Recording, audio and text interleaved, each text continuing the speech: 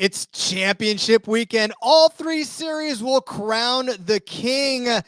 One more time, take a trip with us down the back road as we break down all of our DFS and favorite betting plays for the championship weekend races.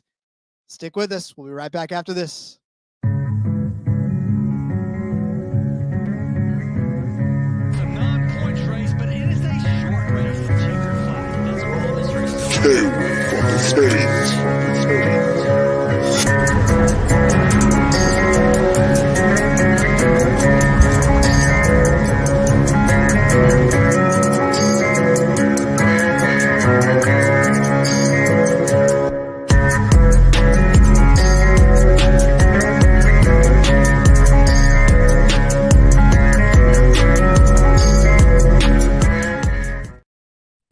What's good, everybody? Can you guys believe it is Pheonix Championship Week already? This season has really flown by. Happy Thursday, everyone. Welcome to the Backroad. It's In Between Media's Fantasy NASCAR and NASCAR betting show. And for Championship Week, we had to bring the OG trio back. My name's Elliot Hicks. We got Seth Woolcock and Rod Gomez here with us tonight. Boys, we are crowning some champions this weekend and capping off what has been one hell of an exciting NASCAR 2023 season. 38 weeks, 38 races, 40 shows of this bullshit program going on, and we're still going strong, boys. It all comes down to Pheonix, one of the worst tracks to do it, but we're going to have a hell of a time no matter what. Can't thank the Backroad family, the IBT family, for riding with us through all the highs and the lows of the NASCAR gambling and DFS season. I'm fired up. I'm ready to go out west. How are you feeling, Rod? You know, the fact that this is my first kind of full season with you guys. I mean, I know it's still every other week, but like I look back and I say, I remember when we first got going and now here we are and it's over. It just feels like it shouldn't be. At the same time, it feels like it should be because it's a long season for NASCAR. But no, I've had so much fun on this show. I've had so much fun this season watching the betting community grow, watching the fantasy community grow. Like, just the fact that we are here today still talking NASCAR, it's amazing. And I'm so thankful for you guys to give me the opportunity to come on this show and to have fun with the IBT family and all the folks that are out there listening and watching on YouTube and everywhere else. Looks like we got Lana back in the chat saying, hey, what's up, Lana? Thanks so much. This is one of our new IBT family members. She's been riding with us the last couple of months, so appreciate you being here supporting the trio as we get going. Elliot, how are you feeling as we head to Pheonix? I know this is really one of those races that comes down to it. Like, you got to be all in on one or two guys. You can hedge yourself here or there, but if you don't have any if you don't have any futures that have gotten you to this point, you kind of just have to take some short numbers this week. Yeah, but also this is one of those weeks, if none of your futures played out, you know, I remember, Seth, we were real heavy on guys like Truex midseason. That quite didn't work out for us. This is the week where you can take a little bit of those winnings you got, maybe be like, all right, I'm going to throw some of these and just have a little bit of fun this week. You know, it's pretty obvious. One of the championship four is going to win the race. It's had to happen every year in the Cup Series. You just know those guys are all going to be racing like they're under a blanket right next to each other, just ready to roll. And they're going to be the best cars. It's going to be a fun one. We'll get into it. First, I want to shout out you guys, though. You know, I feel like I've done a lot of shows. I've been out a couple of weeks. But, you know, Rod, you're here, there, and everywhere doing your own show. Come with us every other week. We couldn't appreciate you more. Yes, sir. Seth, you're the Iron Man. I'm pretty sure you've been on all these back roads. So really appreciate you picking up the slack when I've been able to have, you know, work excuses or other excuses keep me away from here. So shout out to both of you. It's a real great team that we have here at In Between. And shout out to everyone watching, too. Thanks for sticking with us all year. Let's do it, man. No, and I attest to this team, man. When one of us can't make it, when one of us have something going on, there's always other people to fill in, do some of the behind-the-scenes work that, hey, like the work starts well before we get in front of the camera here every week. So the fact that you guys help with so much of that stuff each and every week is a blessing. And it's always great to have guys to bounce ideas off of, because so much is changing in this sport every single week. The packages, the tires, the drivers, the tracks. It's good to have a cohesive group to bounce some of that stuff off of.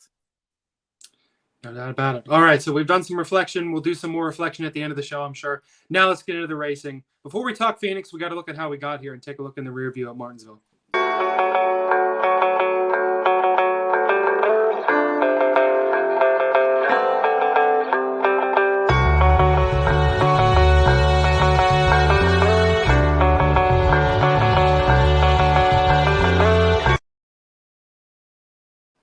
So I'll be honest, guys. I don't know if you guys watched the Xfinity race at Martinsville, but after that, I was expecting a lot more chaos in the Cup race. We didn't really get it, and I think it's just because Ryan Blaney was just the absolute class of the field. He didn't even need to win. His point situation was so good. He went out there and spanked their tails anyway and locked himself into the championship 4.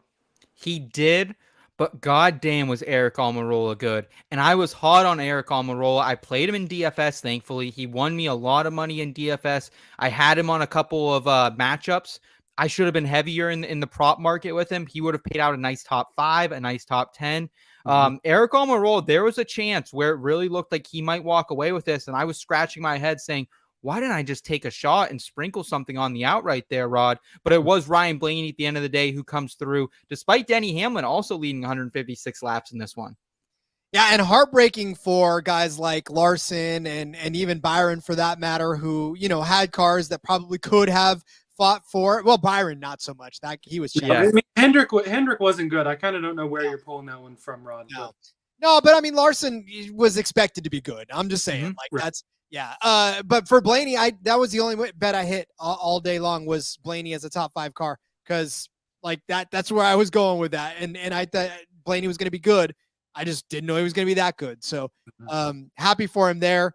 But yeah, I mean, listen, that whole race after the Xfinity race, like you said, the big one that literally stopped everybody. My favorite, and I may get I don't know if they sell these, but like a picture frame that has a video in it instead of the tweet that SHR put out that had Cole Custer backing in across the finish line on fire. And only 3 words in that tweet. It said, never, period, give, period, up. I was like, oh, I love it. That's beautiful, because that's how Cole Custer got in the final to championship 4. So it is beautiful, but the field had already been frozen at that point. Him backing over the line did nothing points-wise. But I get it, you know, he did what he had to do, even though it didn't matter because the field was frozen at the yellow. But hey, you know, shout out to Custer for making that final 4. That was exciting, and that's the fun part too. Is even if you're not much, if you're not much of an Xfinity or truck series, you know, better or watch or whatever, this is a fun week to get in. You know, you can do your research on the championship 4s. I don't know how much we're going to talk about it. I've got championship picks for all 3 series if we want to do that later. But it's a good weekend to just park yourself on the couch, watch some good racing at Pheonix, and you know, maybe you find your next favorite driver, some guy who's down in the trucks, you know, is going to be up in Xfinity or Cup. It's just a fun weekend, you know. I don't know how much we want to look at back Martinsville, but Jesse Love in the trucks this weekend. Interesting. Yeah. Who Austin Hill is so excited to have as his teammate. He can't wait to have Jesse Love as his teammate. I'll tell you what, guys, I will be in full darkness come Sunday. I got invited to an IUP Young Alumni Banquet from our alma mater there, Elliot, and I couldn't pass it up. I said yes, and then I looked and said, oh, damn, that is the Cup Series Championship. So you will not be... You are the king of DVRing sports and watching them 8 hours later, which I can't do. I don't know if you can do that, Rod. That's all the absolute king of just unplugging.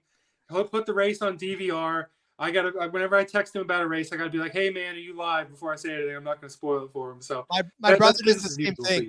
My brother does the same thing. He's like, "Are you watching this? Or are you taping this?" Because I literally can't watch everything live, so I'm always DVR, especially F1 or NASCAR or whatever. Because it's tough. I guess where I just defer is if I can't watch, you know, I'm following it on my phone. I'm keeping half an eye on it where I can.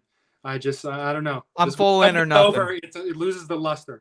No, I feel you. I feel you there. Yeah. So don't get a hold of me. Don't beat me. Don't text me. Don't DM me. Don't page me. Don't fax me. Don't send your pigeon friend to my house. I don't want to talk to you until Monday afternoon. Telegram out there to like. Yeah. But to wrap up on kind of this last race, I would like to say, like, there are some really good drivers right now are kind of starting to peak again. Joey Logano's had a couple good runs. I think we can trust him a little more here heading to Pheonix.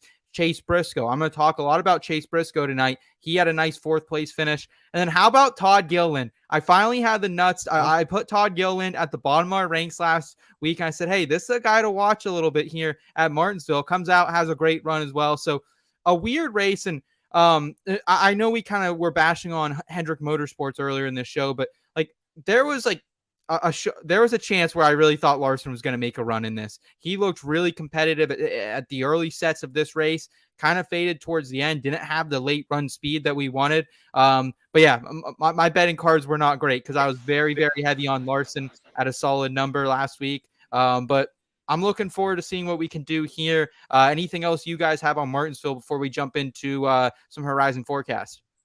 I did mean to give a shout out to Almirola because, we, and especially I, do a fair amount of shitting on Eric Almirola. Props to him for that good run. And I think I'll have a little something in the tank at Pheonix too, going out as a full-time driver. Good for him for finally making that decision. It's been 2 years. He finally figured it out. Good job, Eric. All right. Yeah. All right. Let's, before we get too driver specific, let's take a more general look at Pheonix and the Horizon forecast. Hey, Michael, it was only 20% chance of rain. I think we got all 20.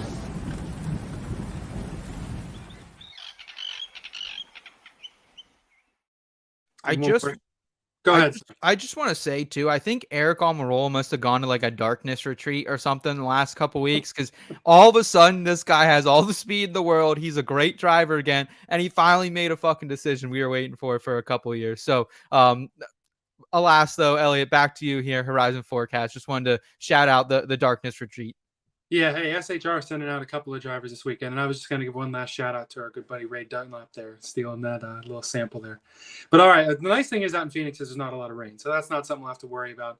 All the racing is going to go on as scheduled. And, Seth, you kind of alluded to this earlier. Pheonix is maybe not our favorite track to be doing this. With how the Homestead racing has been, maybe Pheonix is better off with this car. But in any case, though, this is where we're doing it. They've reconfigured the track since our good old days, and this is what we're used to now. 4th year now that they're going to decide the champion out in the desert. Yeah, it's it's a shorter flat 1 mile track. I don't think there's anything too crazy about it. For the comps this week, we got to go back to these other shorter flat comps. Richmond, we're looking at Gateway again. We're looking at New Hampshire. Those are the 3 that I was primarily looking at. Of course, I looked back to this championship race a year ago, the Spring Pheonix race. Rod, other than that, were there any other tracks you looked at? I know some people around the industry were talking about North Wilkesboro, maybe pulling that one in as a secondary comp, and also Nashville. What tracks were you looking at? So all the ones that you had alluded to earlier, because really Pheonix is the thing about these tracks lately is that you can't call them cookie cutters anymore because there's a lot of subtle differences that make these tracks kind of hard to comp. I mean, it's a difficult thing to say, well, this track equals Gateway because Gateway is 1.2, right? Mm-hmm. It's not a mile track, right? They don't race Milwaukee, which is a mile. So it's just a difficult thing. But for Pheonix too, it's a much different surface. It's a much different banking. So I kind of looked at those mile tracks as well, but mainly just looked at Pheonix because if you look at some of the patterns for these drivers, Pheonix pops out as a track that they're really good at when they're not really good at some of these other mile tracks. Yeah, that is a great point, Rod. There are some guys like those SHR drivers in particular who Briscoe isn't really worth a damn at a lot of these other shorter flats. And he comes here and he's usually pretty outstanding. So that's a great point. I definitely weighed Pheonix the heaviest in my data. Elliot, are you also primarily looking at Pheonix here as we head into it?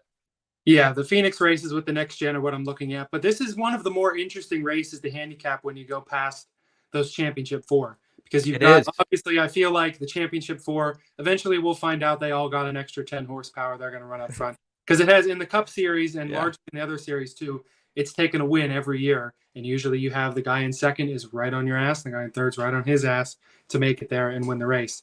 But so you've got those guys that get a little bit of extra. You got some guys that are honestly just in like a vacation mode. I think iFantasy Race and some other guys have tweeted out that particular phrase. That it's just, you don't know what they're going to bring to the track. Are they just going to go through the motions? Are they going to try some wild shit to try to win here in the spring next year? So when you get back into the field, there's not as much chaos as a Daytona or Talladega, but you have a lot more field variation when it comes down the line there than you would on a normal mile or mile and a half sort of cookie cutter track if we were racing it in May, in the 10th points race or whatever. It's a great point because for the last couple months, we've really been locked in on 8, 12, 16 drivers. Yeah. And now this kind of opens up the field to us, I think, outside of that championship 4. there are guys who maybe didn't make that top 16 into the playoffs that we're more keen to this week. So great point there, Elliot. Practice and qualifying a little different this week. We got some Friday practice, so make sure if you guys are betting, make sure those cards are in by Friday at 5:05 p.m. Eastern time, and then qualifying is going to get going at 1:35 p.m. Eastern time. Stages of this race on Sunday: lap 45, lap 90, and lap 200. And the reason I wanted to really punctuate when practice and qualifying is because it's going to matter like hell this week, guys. The winner has come from the pole in this race 3 straight seasons. The winner has come from the top 5 on the grid, 8 of 9 races in this playoff format. So I 2020, Chase Elliott was technically the pole winner. He got penalized at the start in the back. Yes. Ended up winning the race. So whoever's fast in qualifying, regardless of whether they're penalized or not, expect them to stay at the front, especially if they're a championship war. Rod, what are your thoughts here? Because I'm saving a little bit of my cash flow here for the weekend for after P's and Q's. Is that the strategy you're taking as well? Yeah, but then again, too, when you look at the odds, they definitely heavily favor those championship four as well. And so, and rightfully so. I mean, just like Elliot alluded to, they're going to have those DRS if you're a fan of F1, right, where you can open up the rear wing and get 17 kilometers more per hour. But really, honestly, the value that you need to find is in some of these top 5 markets, or you may top 10s, especially if you're given cup odds, because Xfinity and trucks don't have top 10s. But for by and large, those top 4 are going to be, just like Elliot said, they're going to be nose to tail. And it's definitely difficult. Almost what you have to approach this race in is bet the guys you want to root for. And really, that's what it ultimately comes down to, because you know that the odds are already shifting you in a place where you either have to be okay with plus 175, plus 180 for a winner, or you just and it's funny because plus 180 in a football world, you'd love awesome, right? Yep. We're always talking about plus 180. That's not really all that good. It's plus money. People would love plus money on odds. So yeah, that's really my approach, is just bet on the people you want to cheer for this weekend, because ultimately that's where you're gonna have the most fun. And it's a hell of a lot different in football too, because you have 2 teams that can win. In NASCAR, you got 36 teams that can win in theory. Yep. Yes, sir. And looks like we got Nick in the chat. # forever. Rod, how are you feeling? Your last race that you can bet on Kevin Harvick potentially ever, at least in the Cup Series, maybe he heads to some of the celebrity racing we're seeing down the stretch. But how are you feeling? How are you and your brother doing as the dawn is setting on Kevin Harvick's career? I know Nick is definitely a little disappointed. Obviously, that is his favorite driver, and it has been for a very, very long time.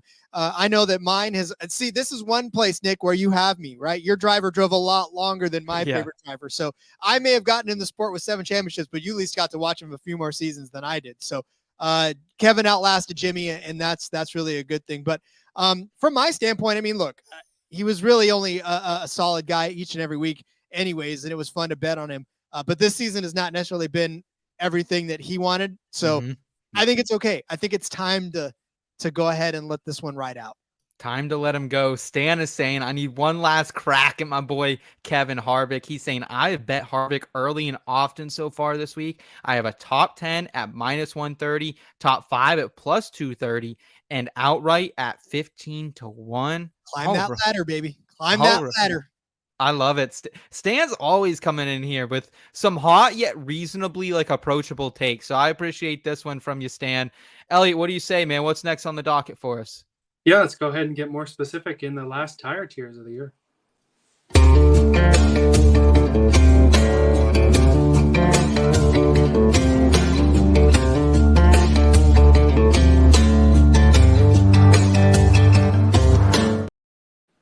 I just thought of this, Rod. One edge you will have is Harvick's probably not coming back for the Daytona 500. He'll be up in the booth calling Jimmy Johnson in that 84 next year. So you'll have that edge for at least some of the part-time. Oh, yeah. I didn't even think about that. Let's go. Let's go 84. Hey, I get to watch him again. Never mind, Nick. I still win. There you go. Are they going to take Harvick bets on a most words said in the broadcast booth? I know Rod will be right on that. Over, under. I'll take the over on that one. I don't even care.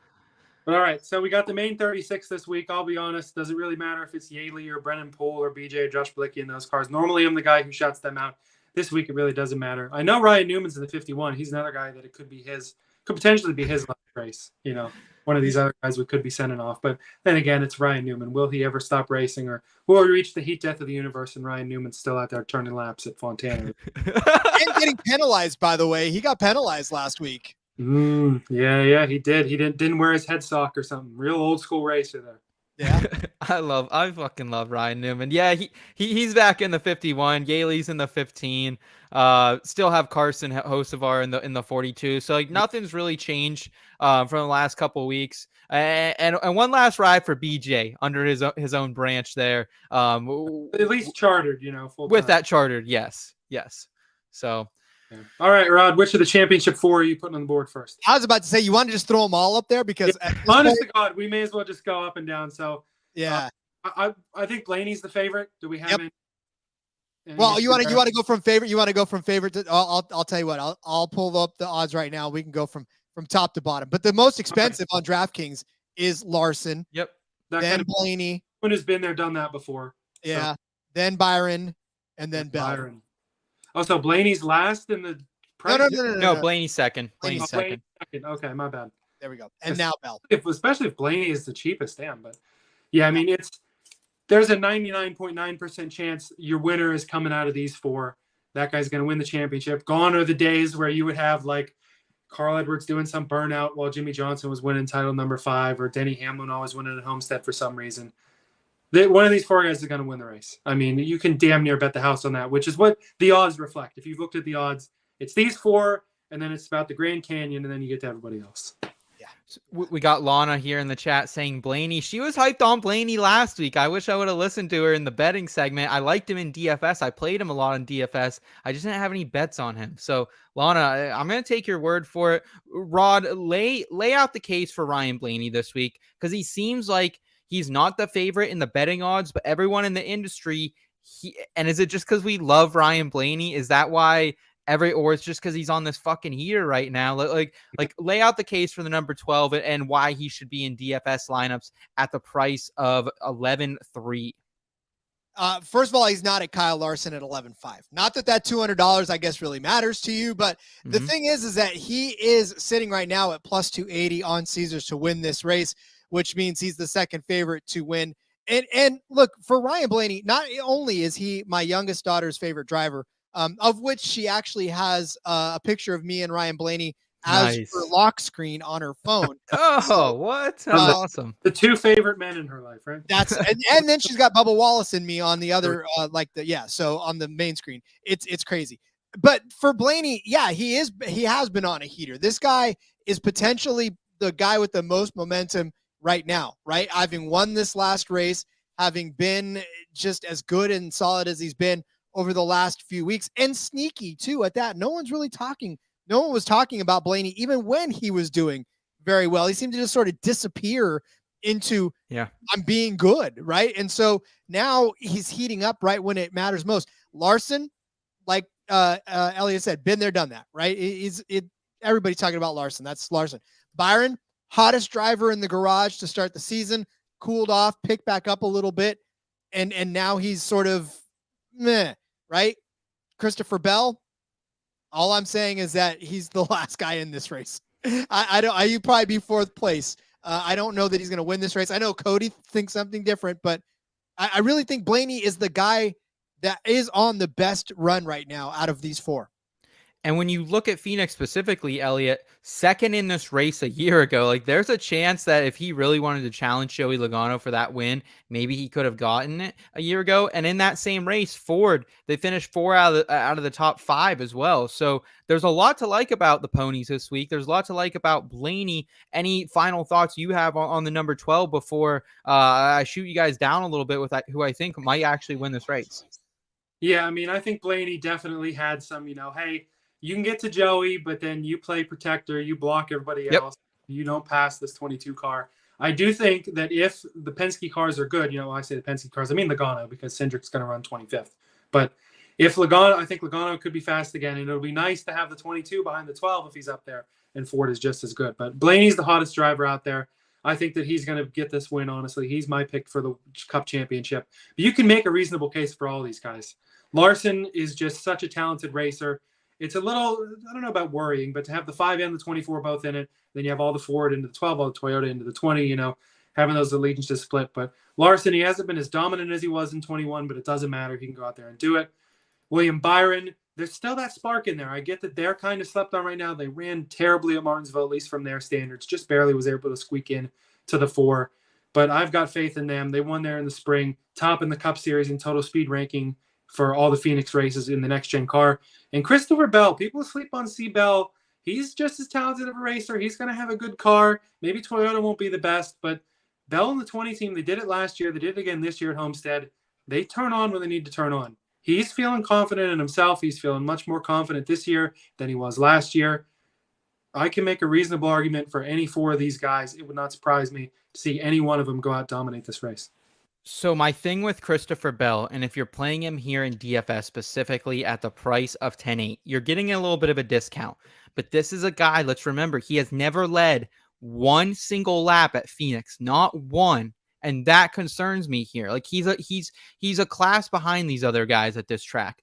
Byron also doesn't have a shit ton of laps led here, but he does have a win. He's gotten lucky here a little bit to get that. But my thought on Larson is like he's had 3 weeks to prepare for this race. He didn't seem very interested the last 2 weeks, and maybe he just didn't have the speed, or maybe his head was more focused here. But since definitely more focused on Pheonix for sure. Yeah, since 2020, he has an average starting position of 3.2. Blaney has an average starting position here for his career best among actives at 4.7. So those guys to me are clearly above William Byron. Like if we could have almost like an A+ tier this week, it would be Larson and Blaney for me. I think they're just a little bit ahead of them. We can talk more about them a little bit later in the show, but I kind of rank them exactly how we have it laid out here, though. I just worry, like, Bell, all he has going for him is I think he has 6 poles this season, more than any of these drivers up here. So his best shot is getting that pole and just holding it all race. And I'm not worried about Hendricks having 2 drivers in this race, Elliot. I know it for consistency's sake, it sucks a little bit. However, this is what Hendrick Motorsports is for. They are a fucking machine.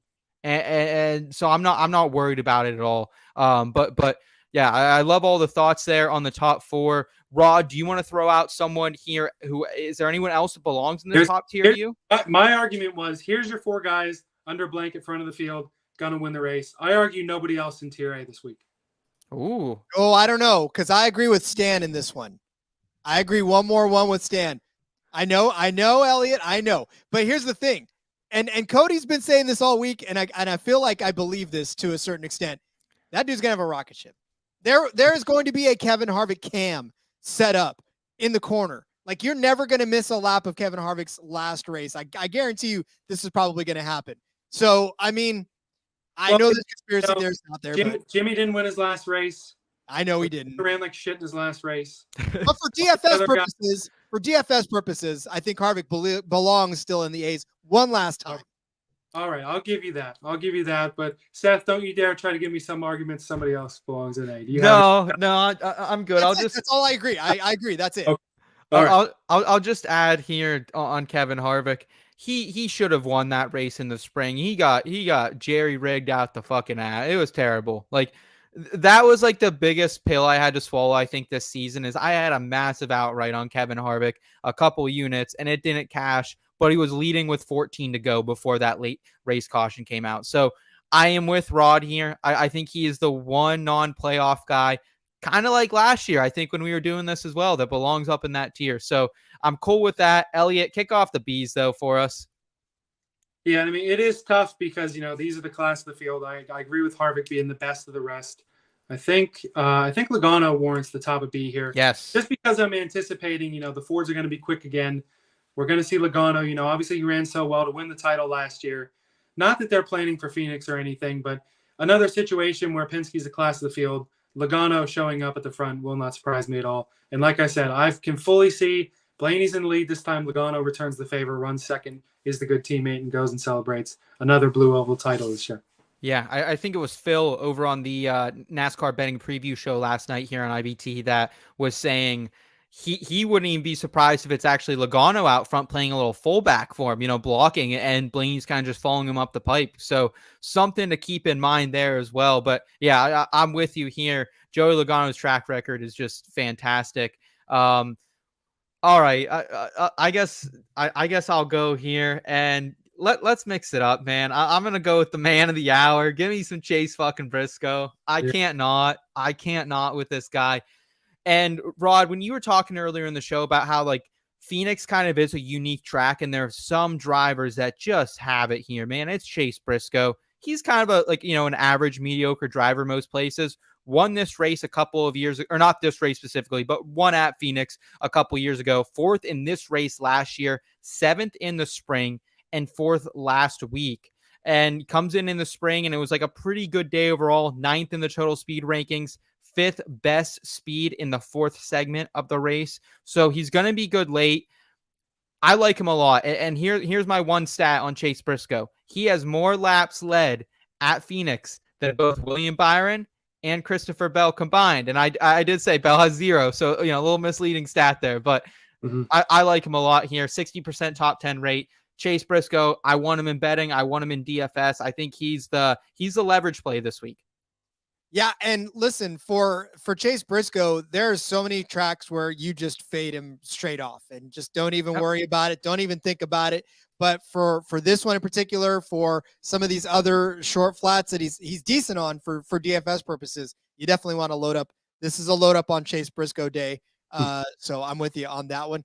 Throw his teammate up there. Throw the 10 car up there. You talked about him being, and it's funny. Obviously, we don't necessarily compare notes too much before we jump onto this, but I have literally just gotten off of a show just before I jumped in here where I talked up Eric Almirola having a good DFS day. And that's exactly what I think. I mean, listen, on this track in particular, not really the greatest for him, but he has had days where he's turned an 18th place finish into an 18th place start rather into a 6th place finish, a 32nd place start into 11th place finish. Those are pretty good DFS days for him. But for Eric Almirola in general, the last couple of races have actually been really damn good. 80 points last week, right, at Martinsville.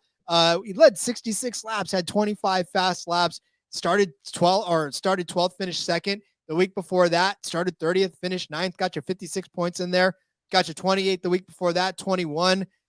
He's not doing you bad in DFS. And I think this, obviously, his last race as well. Stuart Haas is going to be left with crickets after this is done. It'll be Chase Briscoe as the senior stud in that stall. So I think Eric Almirola's got himself a lifetime supply of Smithfield bacon waiting for him. Anxious to get there. So, yeah, definitely think Eric Almirola is one to watch in DFS this week. Here's the question. Does he have the Smithfield lifetime supply, or has he had all the Smithfield because they've been with him basically his entire Cup career? Have they given him enough in it? I don't think that's enough. What is that? Is that a question? There's never enough bacon. We got Brian in the chat saying, "Let's go, gents! Last race of the year."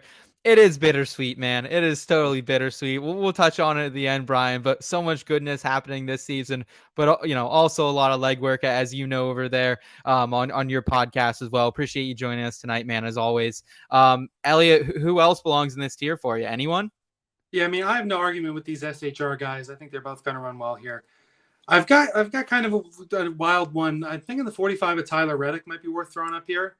And, obviously interesting. Go well for him. It was a shame that Beast Unleashed car looks so good. It tastes so good, but honest to God, what we're figuring out with Tyler Reddick is that he runs better when there's no pressure on him.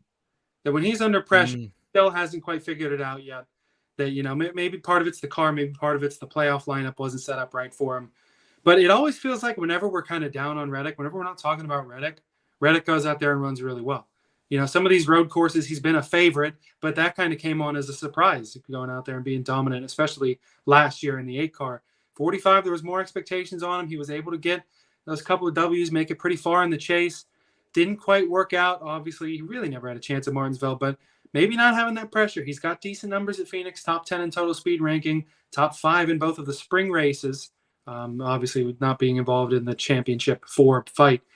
Maybe this is a situation where maybe they do a little like mock championship 4 type deal. Like, all right, let's go out there and run it as if we were running for the title.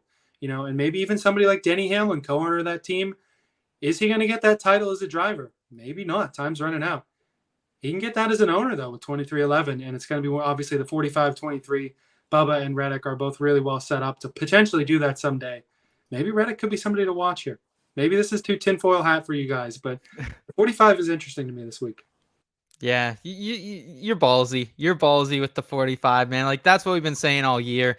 I just need to see the finishes from Reddick, but he always has the opportunity for some differential points here in DFS, so I think he is live.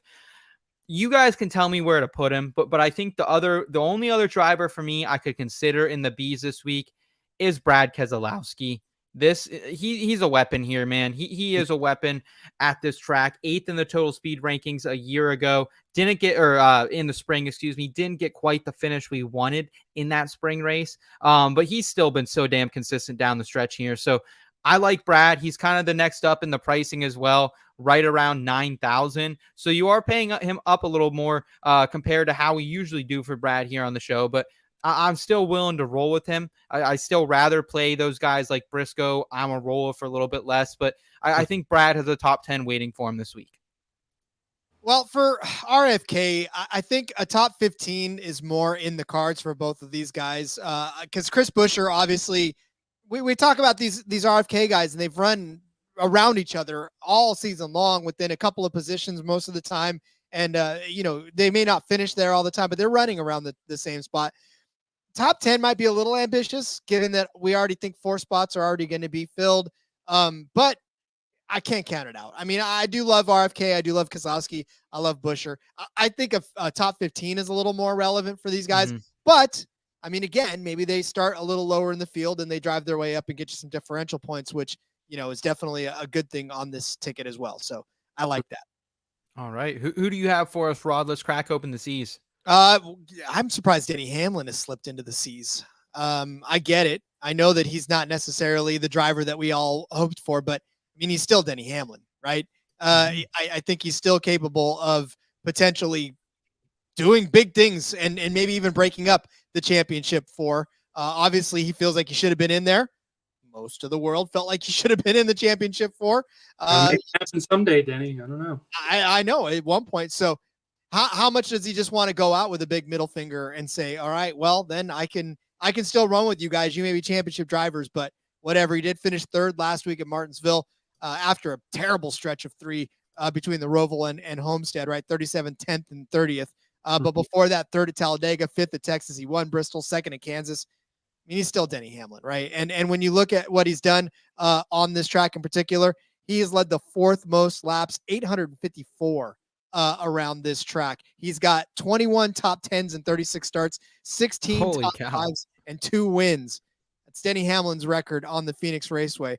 Before the spring, when his 23rd place finish, 8th, 13th, 3rd, 4th, 20th, 1st, 5th. I mean, wow. My microphone can't even stand up to that. I'm about it. Yeah, I can see it with Denny, but it's one of those deals. Obviously he's going to be a little disappointed, but I think Denny, especially getting a peek inside of his mind more this year with the podcast, I think he would be the type of guy to want to throw a middle finger and be like, hey, you can have your little championship celebration. I'm taking victory lane. I'm taking the win in this race. He's done it before in the championship races, I feel like. All right, so we're starting to get tougher here down in the C's. It is. We're starting to pull at some straws here. Seth, forgive me if I'm stealing your thunder here. I got to throw the one of Ross Chastain up here. Looking at the numbers at Pheonix, 6th in the series, and they take this seriously too over at Trackhouse. Remember, if they have on their property, like from their door, they have a line painted of this is how many feet away that Chastain was from Logano last year to winning the championship. Wow. This year was, how do we make up that 700 or whatever feet? To be honest with you, I don't know if they have enough room on the property to paint a line how far behind he's going to be this year. But I do think the one car is going to put up some speed, put up another, a decent top 15 run, go out with his head held high over what's been a really, roller coaster type up and down season. Didn't end the way they wanted for Trackhouse, but, I don't have much of a doubt that it's not their last fight for the title. Last year was not it for them. Yeah, he was a guy who's inside that top 10 most of the day back in the spring.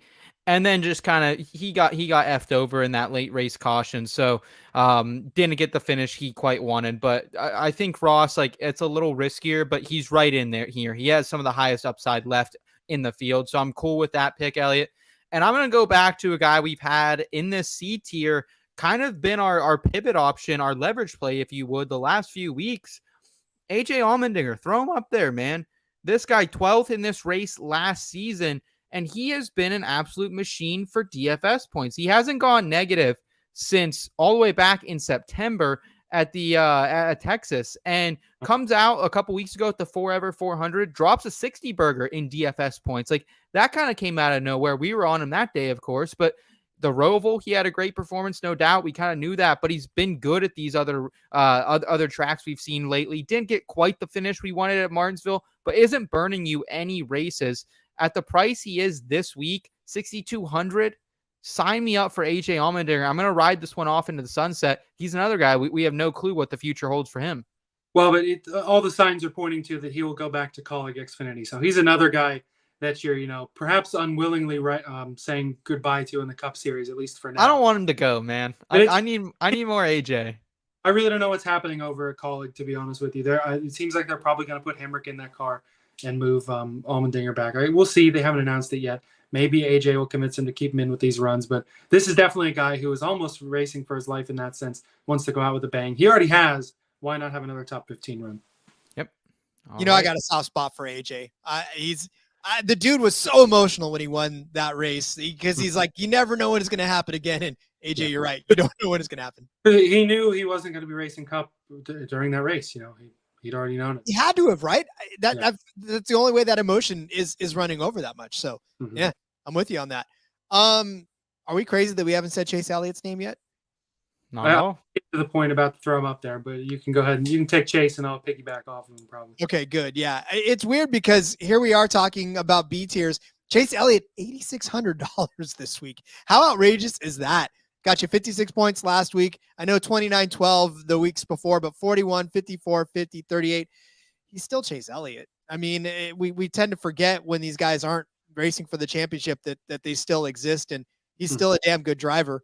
On this track in particular, in the spring, he finished in 28th, but before that, 11th after starting 19th, 2 fifth-place finishes. He won in 2020, right? Started on the pole in 2020 in the spring, finished 7th in that one. 8 overall top 10s, 5 top 5s, and a win.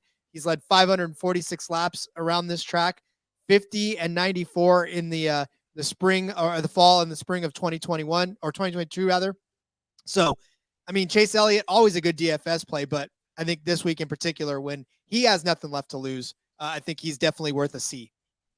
Yeah, I think he's worth a C. I'll throw Alex Bowman in there too. How crazy is it that half a Hendrick is going to go out of this year not having won a race? 2 of the 4 teams. Obviously different with the injury things there, having to be out of the car, having to readjust and all that. Chase Elliott being suspended for a week. Just an absolute, it's the tale of 2 Hendricks. One of the 5 of the 24, damn good shot at winning the title, and the other 2 aren't even going to win a race. Obviously, Chase, far better than Alex here. Bowman, I don't think it'll ever be as good as it was on that fall day in 2016, filling in for Dale Jr., going out there leading a bunch of laps, but steadily getting better at Pheonix. Top 10 here in the spring for the first time since that Pheonix race back in 2016.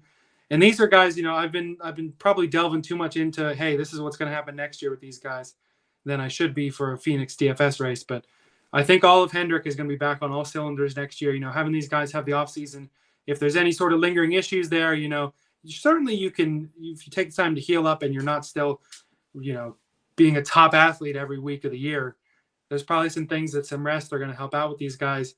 And you could be sitting here next year with these guys flip the 9 and the 48 in the title race, 5 and the 24, probably still in the title race too. But either way, it'll be interesting to watch. And I do think these guys will have a little something to say. Again, right here, I like this for a top 15, honestly, for the field. You got the championship 4 at the top. And then these are the guys who, this is funny because I mentioned at the beginning of the show, it was going to be kind of a wacko board.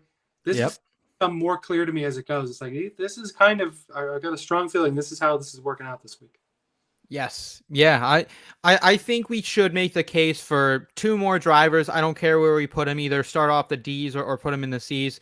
Bubba Wallace, 14th here in the spring, didn't have a great car, 16th in the total speed rankings on that Sunday. However, he continues to make the best out of any situation.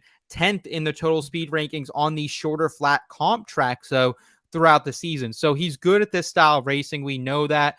It's a little bit pricier than I prefer to pay at 7,700 when you have guys like Almirola below him, Chase Briscoe below him, but he's still a solid play there in the middle of the board. And then Chris Buescher, throw him here too. He's 11th in those total speed rankings across all these comp tracks this season. So again, not excited to play him at 8,100, but could be a leverage option. I'm fine with after those two guys, those dropping down another tier. Yeah. And honestly, I can't even tell you where to go after this. I mean, maybe Ty Gibbs, if he wants to go out with a bang, put him in the D's. He's been a solid driver. He's just a rookie and inconsistent, and it's been very tough to sort of predict if this is going to be a good Ty Gibbs race or a not good Ty Gibbs race, because you can't really base it off of obviously track history in the Cup Series, other than the last few races when he was filling in last season. But even still, I think he's worth a shot in DFS, but I honestly don't think I would go heavy, especially at $8,000 for Ty Gibbs. It seems like a tough. Oh, that's right. Brian brought up a good point. Fantastic paint schemes for 2311. 2311 with the Star Wars theme. That is pretty dope. Love it. And we are getting called out here by Lena as well. No Truex on the board yet. He was who I was going to throw up, unless you have something else to say about Gibbs. But I'm not bringing him up for good reason. He's in the D's for a reason. Obviously, winning the regular season championship gives you some leeway to be kind of crummy in the playoffs to make it through. But now that it's over, he had a fucking terrible playoffs, guys. I mean, that was not good at 19 car. I mean, he still got just enough to make it through. But I mean, all he needed was like 2 more good runs in any of these races, and he'd be in the championship 4 with a lot of hype around him. But I don't know what happened to the 19. It just did not work out for him this year.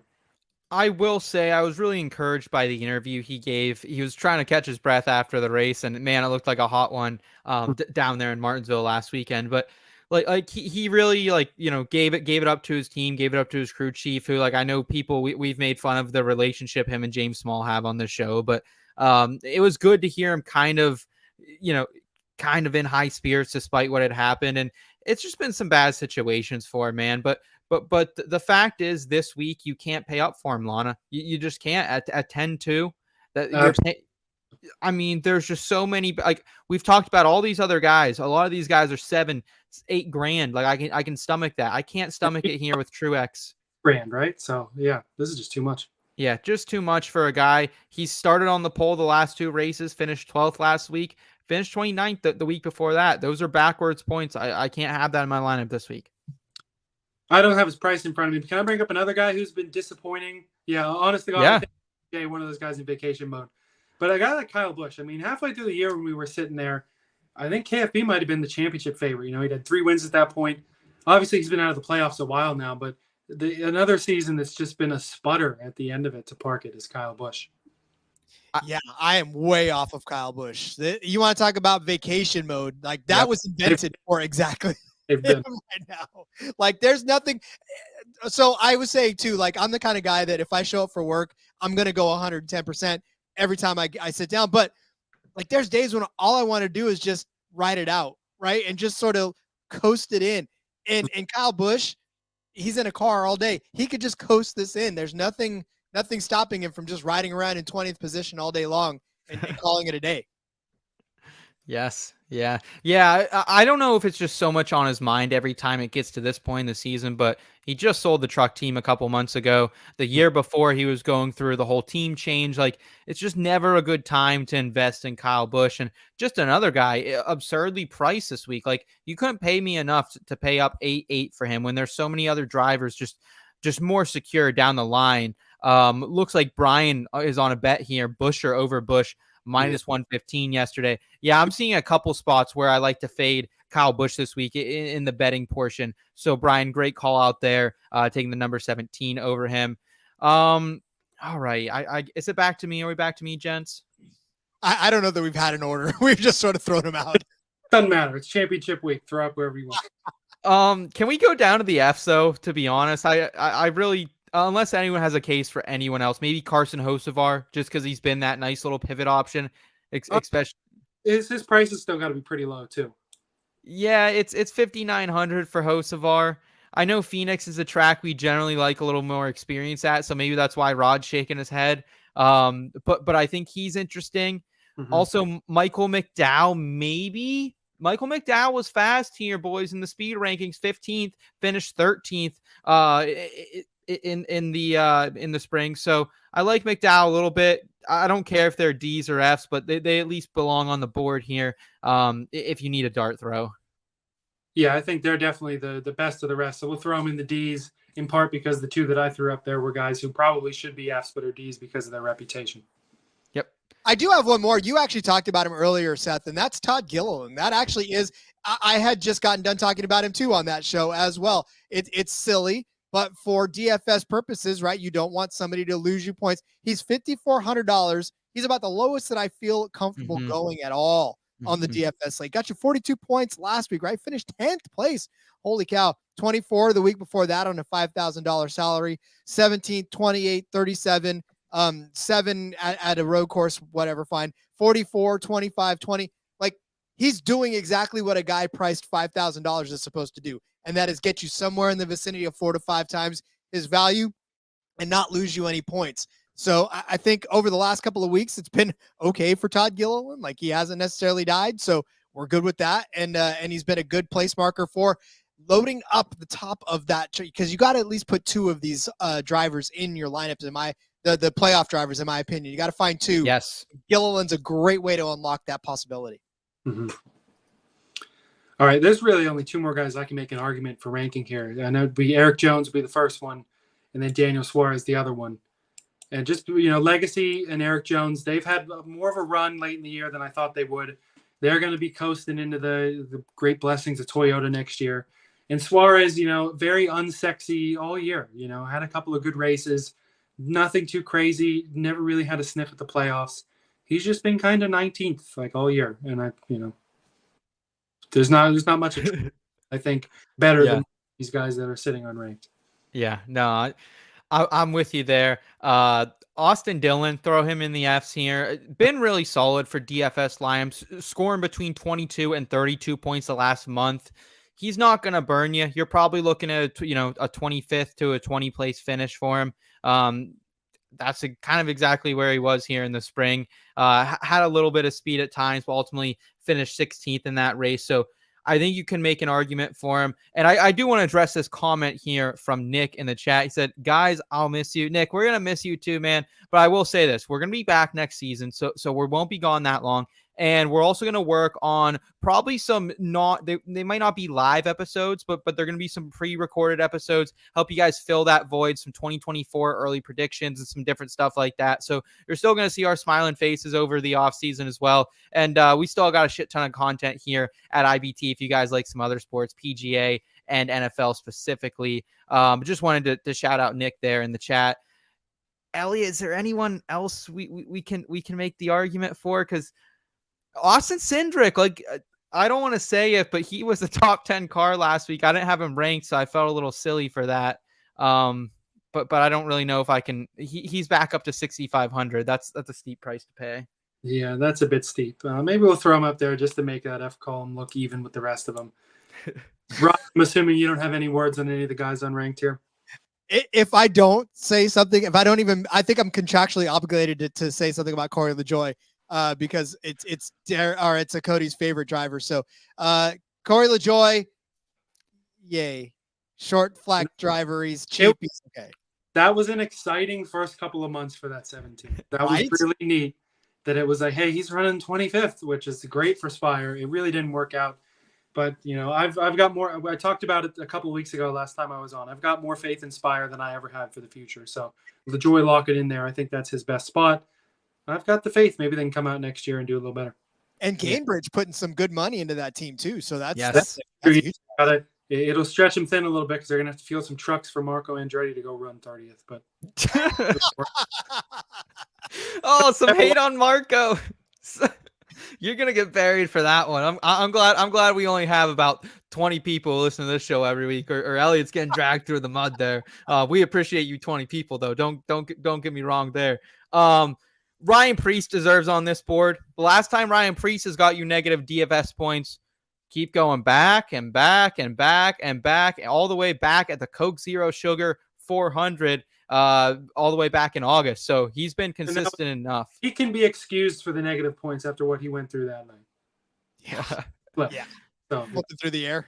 Lana's saying, got to go fill the wine glass up and let the Siberian Huskies out. Haha. Thank you guys. Thank you, Lana. We appreciate it. Elliot, give us the run through for the rest, and throw Corey LaJoy on the board as well, you disrespectful motherfucker. I didn't know that Rod wanted him on the board either, but we'll go ahead. What do we got? We'll take one last little run through just because that's my shtick, as we'll talk about everybody. JJ Yaley in the 15, very serviceable guy. Won't surprise me to see him back in some shitter car in Cup or Xfinity next year. Yaley's another guy who'll be turning laps with Newman at the heat death of the universe. Good for Rick Ware Racing. I'm excited for Justin Haley to be in that one of those seats next year. That'll be fun. Justin Haley getting out of that colleague ship, going to somewhere where he's the top guy. That'll be good for him. Harrison Burton is still around. Good for him. Keep rolling, buddy. Ricky Stenhouse Jr., congrats on the Daytona 500. Dude, I'll give him more respect than that. He's had some more respectable runs. Good for JTG Jordy still for sticking around. There were some thoughts that maybe they would just take the money and run, sell the charter, but Stenhouse ran well enough this year that it's worth keeping them around, and he's always a threat on the plate checks. Won't surprise me at all if he pulls out back-to-back 500s next February. I certainly won't disrespect him like I did at the 500 this year, putting him in the Fs. Wore that one all year. Ty Dillon, goodbye to the Cup Series for good, I would hope. You know, maybe he's got a nice warm Xfinity seat that Sheldon Creed damn near got thrown out of for this week at Pheonix. Maybe he's got a nice warm wheel and number 2 car waiting for him, but you know, Carson Hocevar is going to make Ty Dillon look like just garbage in that car next year, even if it's only running 25th instead of 35th. Sorry, not sorry, Ty Dillon. I've completely squashed my chances of ever working for Spire or Spire ever giving us anything good. Sorry about that, Seth. And last but certainly not least, the number 78 car, BJ McLeod. Shout out Live Fast Racing for making it happen. They get a shit pile of money. They get to keep racing. They get to fund BJ's team in the Xfinity Series. Shout out Anthony Alfredo in that car. They got a talented driver down there. Maybe this money, they've put a little money in that Xfinity team. We look and Anthony Alfredo goes out there and is in the Xfinity playoffs. We're not an Xfinity show. That's the last I'll say about it. But there we go. Last tier list of the year. This looks pretty good.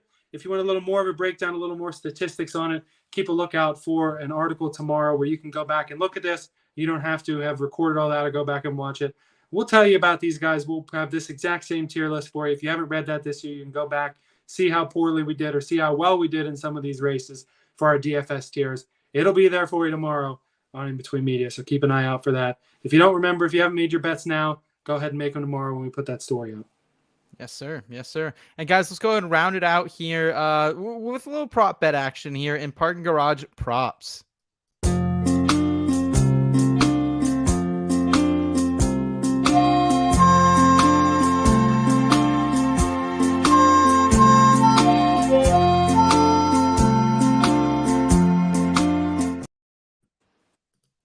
And then I'm going to miss that little drop too when we get done this year.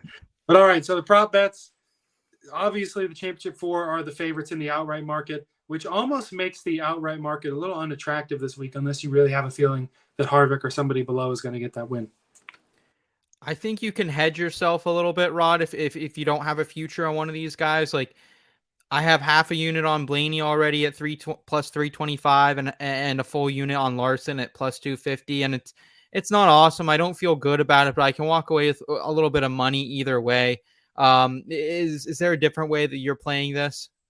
You honestly, and it's kind of like I said in the earlier part of the episode, just pick the people you want to cheer for. It really, like, the odds are shifting you into the direction of all of these top 4 guys, and you kind of can't get away from that narrative because that's the way it's played out. Everybody who's watched the races over the last few seasons knows exactly what's going to happen, and that's how it is. I love the whole hedge with Harvick thing, but I get it. I still think that I don't think he's going to win this race. I think he's going to have a good DFS day, but I'm not buying into the fact that he's going to. I think all race long, He may look like he may win. He may seem like Yeah. he might win, but he's not going to win this race. So the outright market's just like Elliot said. I think you either treat it like a first touchdown bet and sprinkle something on all four of them, or you just pick your favorite, pick your two favorite and roll with those and see where it goes. But as far as giving you an outright, I think Blaney and Byron are the only two that I like the odds for that are a return. I know that Elliot made a case for Bell here early. I think you did too, but I know 4-1's pretty good for Bell, but I don't think he's going to win this race. So yeah. What's the case for Byron here? Because we haven't really talked about Byron and what the case for winning here is. Looks really good in some of these advanced metrics. Is that what's leading you there? Number one, the total speed ranking, second in green flag speed in the spring. Is that's what's leading you to the number 24 car? Really, more than anything, it's just how he looked earlier this season. And I know that, you can always, I said Kyle Busch in the show, the DFS show that we just did. Kyle Busch, spring Kyle Busch, and Kyle Busch, fall Kyle Busch, two completely different drivers, right? I mean, just night and day as far as what they look like. And finishes have been off and on for Kyle. Kind of the same for William Byron, but William Byron kind of kicked it back up a little bit with his win a few weeks ago, right? He sort of remembered that he was the best driver in the field leading up to probably mid-season. So he's not that far removed from being a winning driver. He just needs to figure it out how to get there again. And this is the only chance he's got now for the rest of the season, right? So it's now or never for William Byron. He did it 6 times this season. See if he can do it again. He's got that pit crew too, boys. Got that pit crew, Elliot. Does that make a difference for you? Pit crew definitely does make a difference if you get a late yellow. My case for Byron, sometimes, I say this all the time for any playoffs in any sport. Oftentimes, the best team doesn't win the championship. Sometimes the best team wins the championship. Byron's been the best team. I think that he, could very easily go out there and show it.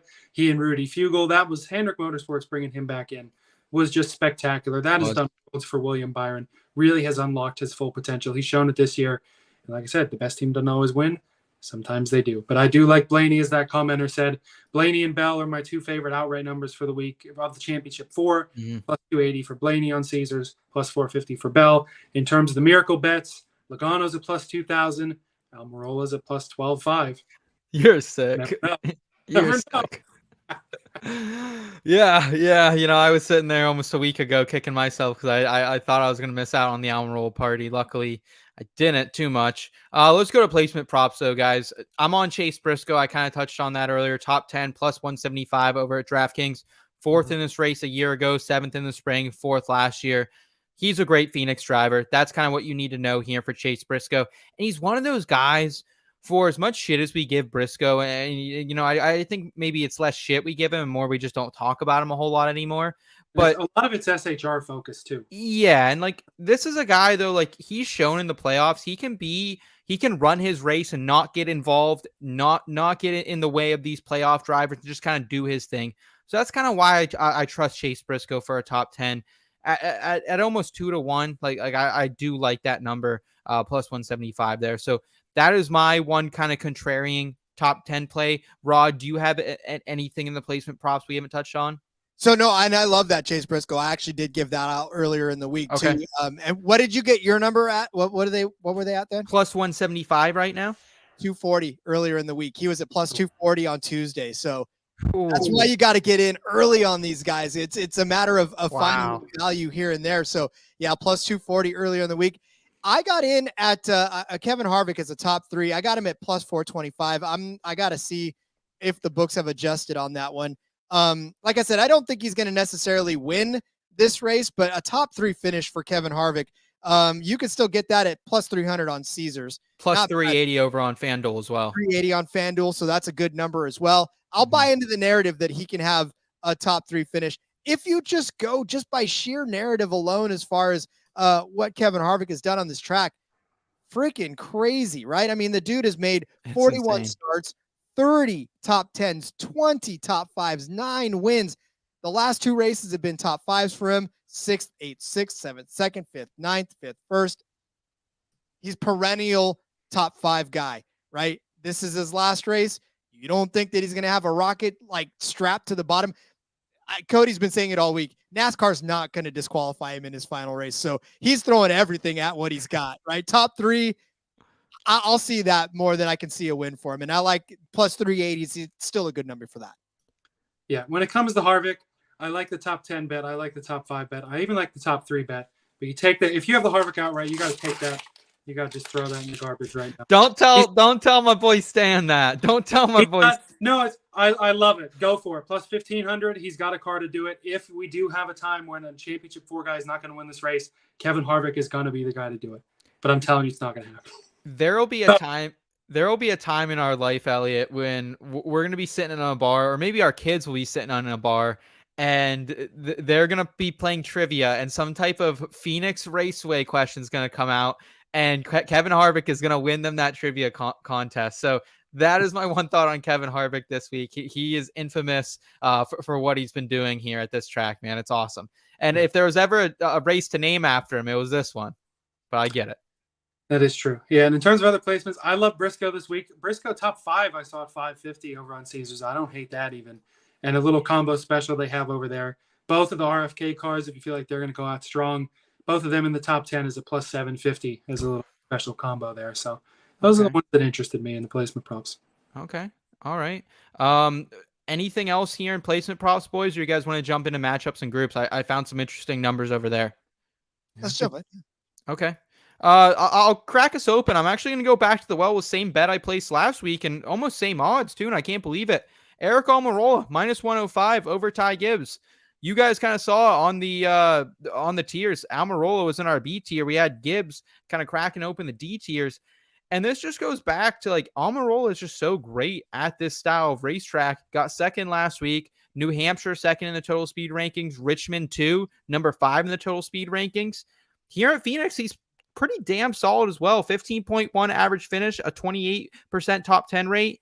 Ty Gibbs, this just isn't the style of racing for a youngster. I don't want him in lineups. I don't want him in betting unless I can fade him in some variety. Finished 28th here in his only race in the spring. 15th in that race, or 15th in the total speed rankings on all these comps. So he's just kind of outmatched right now. Eric Almirola is going on that Smithfield joyride here to end it with that lifetime supply of bacon. So give me some Eric Almirola. Like the wrong guy's favored here again. I don't really get it. Hey, take the free money where you can get it. A couple of matchups I thought were sort of interesting. Tyler Reddick plus 120 over Denny Hamlin. Again, that's ballsy. You guys weren't quite. I'm kind of standing alone on the Reddick train here, I feel like. Yeah. But I have faith in that 45 car. Because again, there's no pressure on Reddick. Nobody cares what Tyler Reddick does. So I think he's going to go out there and run well. And Brad Keselowski at even money plus 100 over Chase Elliott, who's minus 130 in that matchup. I get it. Chase runs better. But I think that the 9 car is going to be one of those cars in vacation mode, especially with, we're assuming there's extra help getting pulled over to the 5 and the 24 this week. I think Brad rocking it out, getting past that 9 car to end a really strong year for RFK. I like that one. That's a good call out, Elliot. I'm with you on Brad K. And in fact, I found one, him over Martin Truex Jr. Brad's at minus 110. It's even on both of them at minus 110 for Brad or Martin. But I'm going to take the Brad side of this because obviously we talked about Martin Truex Jr.'s struggles. This is it. Like there's nothing there. He had the regular season championship and it just led to nothing. Whole playoffs. So, I mean, he's not one to quit, honestly. Obviously, he's not one, but none of these guys are going to quit. If you're thinking that half of these guys are just going to run crappy because we've thrown out the vacation mode or whatever, all these guys are still going to run hard. They're still going to put in a full effort, but maybe it's 100% instead of 110%. That's all we're saying. No one's going to go out there run half throttle. No one's going to. I don't know. Kyle Busch might be run half throttle. He's the only one. Well, but he's earned that right. 2-time champ before elder statesman at RCR, especially after, Richard Childress is not in the best of light right now in the NASCAR world. KFB can kind of run 5th all day and just stay out of the limelight. He'll be fine. What do you guys think about this one? This one, I just found it right before we went live, so I haven't put down anything on it, but I'm about to. Chase Briscoe, even money over Martin Truex Jr. We just kind of talked up Briscoe. And the thing with Truex, man, like nothing leads me to liking him here at all. 15th in this race a year ago, 17th in the spring, had the 17th total speed ranking in that race. Not great at Richmond 2. And Martin Truex Jr. average finish over the last 3 races in general this season, 16.6, Briscoe 18. So like they're kind of right neck and neck in that category.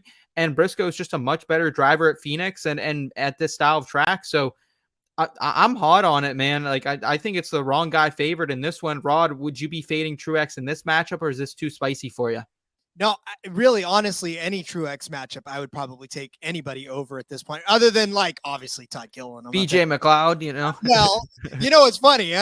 Maybe you could make a small case. No, honestly, if you're putting me in a top 15 driver who we think is going to be inside the top 15 over Martin Truex, I would take that because I see Truex as a fringe top 15 driver this week, if not just outside of the top 15. So if you're giving me anybody in that vicinity, I'm going to take it for sure. So anything else, Rod, that you're seeing, whether that's in matchups or groups or anything that we haven't touched on? Yeah, I got one more matchup. I like Ty Gibbs plus 105 over Kyle Busch. I think this is a pretty interesting one. We just talked about people that are checking out. Kyle Busch is going to be rolling around. And again, I say around the top 15. Like I that's where I put Kyle Busch this week. He's not going to be trying to get into any messes. Like Elliot said, I mean, he's not running half throttle, but do I really try to squeeze myself in 3 wide here? Or do I just kind of sit back and watch everybody else, try to wreck themselves out? That's the decisions that you make. And when you're not in the run, when you're not playing for anything for the rest of the season, maybe you don't go 3 wide.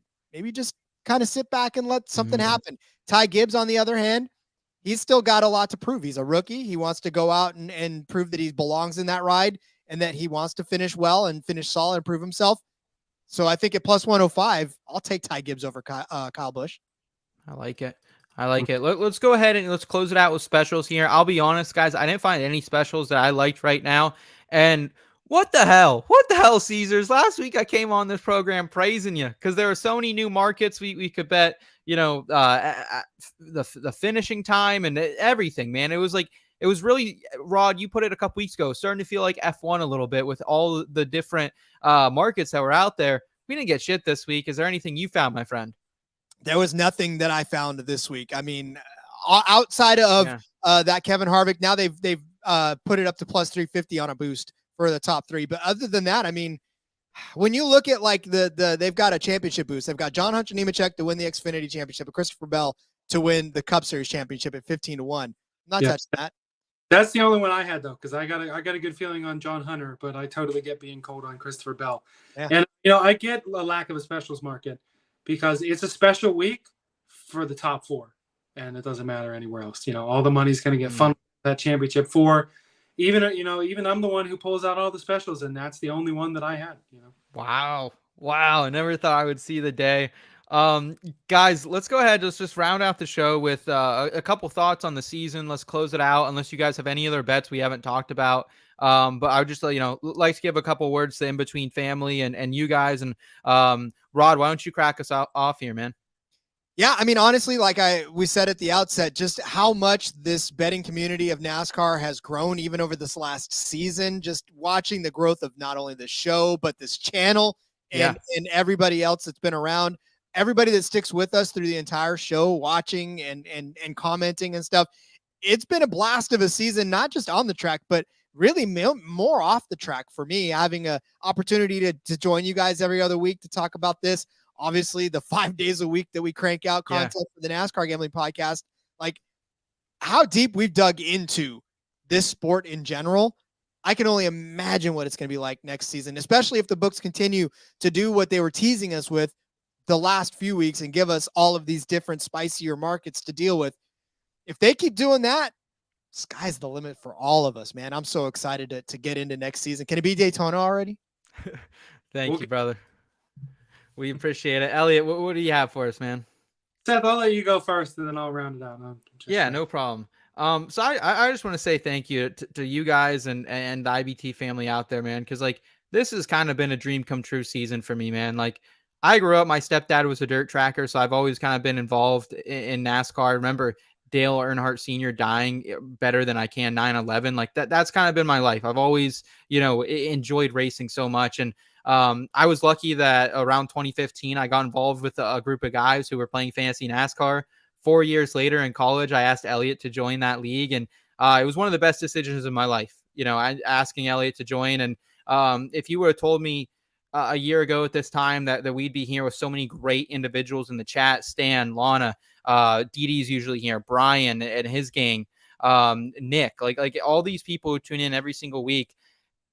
I would say no way, man. I would say no way. And like the fact, some of the things we've all gotten to do this year, Rod, you had some great conversations out there in Sonoma with some drivers. Elliot, we got to talk with the likes of Frankie Muniz and Eric Jones and some really great drivers out there too. Like I would say no fucking way, man. And someone even, that race, we were just walking around outside the track and someone recognized the IBT logo and said, "Hey, I love the show." And like, that's crazy, man. That's crazy. It's a small world out there. And like, thank you guys. Like you're making, the small stuff, liking the videos and subscribing to the channel. I know it's super trivial and every fucking YouTuber says it, but like that stuff goes so far and has helped us so much grow this year. And I can't thank you all enough. And thank you, gentlemen, for riding here with me every week and, be my backbone in this. Cause like you make it fun. You make me want to wake up every day and come to work and get after it. So just thank you. I know I've said it a million times, but I can't thank everyone enough.